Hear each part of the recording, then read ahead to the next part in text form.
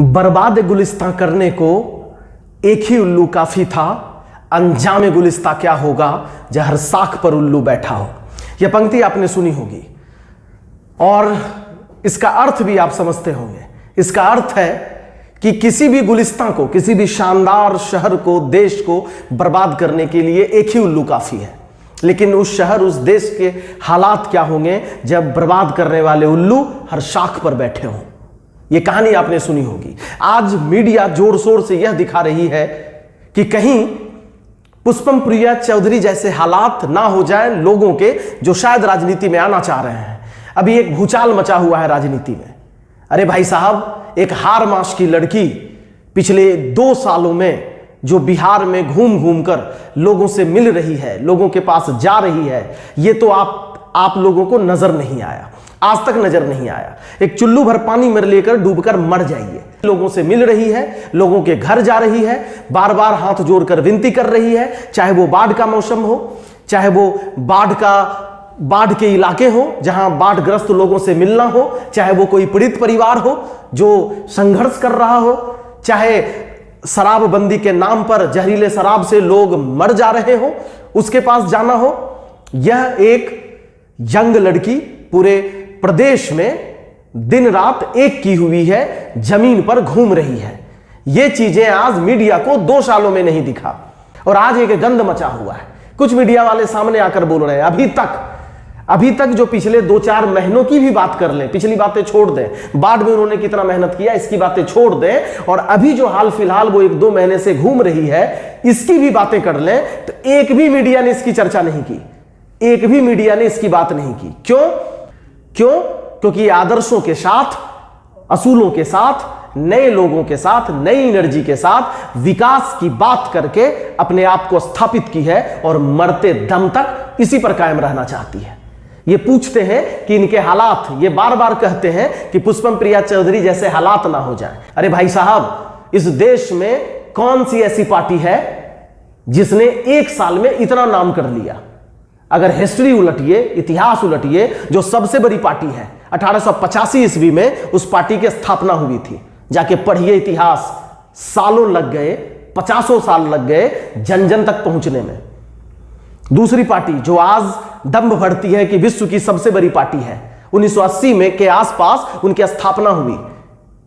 अगले 7-8 सालों तक 5 सीट के लिए तरसते रहे थे वो, जबकि उनकी भी तैयारी 50 सालों से थी, धर्म के नाम पर तैयारी थी। क्या हालात हो गए?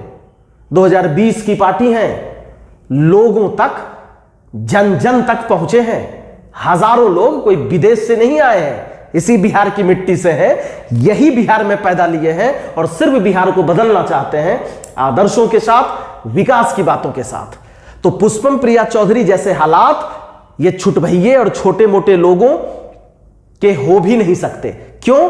क्योंकि ये जिस तरह से राजनीति इन्होंने किया है, जिस तरह से धर्म जाति के नाम पर लोगों को बरगला कर रखा है और एक राजनीति में एक नया नैरेटिव सेट कर दिया है कि राजनीति का मतलब है कि लोगों को बेवकूफ बनाइएगा, पैसे लुटाइएगा, लोगों को शक्ति प्रदर्शन जो करने वाले लोग हैं उन्हीं को राजनीति में लाइएगा। तो शायद उन्हें लगता है कि पुष्पम प्रिया चौधरी जैसे हालात लोगों के ना हो जाए। भाई साहब, 7 जन्म में भी पुष्पम प्रिया चौधरी जैसे लोग नहीं आ सकते। बिहार की बेटी है, घर घर घूम रही है, और खासकर इन नेताओं के बारे में तो बात नहीं किया जा सकता। इनकी बातें समझ में आती है, इनकी शिक्षा, इनका सोच, इनकी जो दिनचर्या है, जिस तरह से ये राजनीति को समझते हैं, इनके बारे में ज्यादा बात नहीं की जा सकती। लेकिन आप जो अपने आप को मीडिया कहते हैं, जो अपने आप को 4th pillar of the democracy कहते हैं, चौथा स्तंभ कहते हैं, आप लोग अपनी होमवर्क और तैयारी कर लें कि पुष्पम प्रिया चौधरी की चर्चा अगर कर रहे हैं तो पिछले 2 साल में दिखाइए। हिम्मत क्यों नहीं है आपको? आपके पास हिम्मत क्यों नहीं है कि पिछले 3-4 महीनों में सबसे ज्यादा मेहनत किसने किया है? आपको हिम्मत क्यों नहीं है? जब पिछली साल बाढ़ आया था तो सबसे पहले कौन सी नेता नाव पर घूम घूम कर लोगों से मिल रही थी? यह हिम्मत आप मीडिया में क्यों नहीं है? आप मीडिया बात करते हैं कि आपके हालात पुष्पम प्रिया चौधरी जैसे ना हो जाए, हो भी नहीं सकते। और मैं तो चाहूंगा कि किसी के हालात पुष्पम प्रिया चौधरी जैसे कभी नहीं हो। क्यों? क्योंकि पुष्पम प्रिया चौधरी बिहार बदलने आई है और यह इन्हीं से संभव है, आपसे संभव नहीं है। इन लोगों से संभव नहीं है, उन पुराने नेताओं से संभव नहीं है। उनसे संभव होता, कुछ ना कुछ भला तो कर ही देते।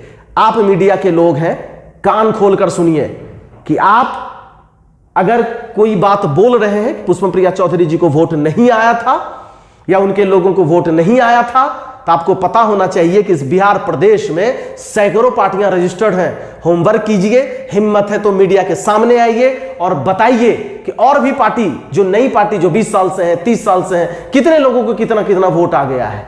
इसलिए लोगों ने वोट दिया है इन्हें, लोग इनके साथ खड़े हैं।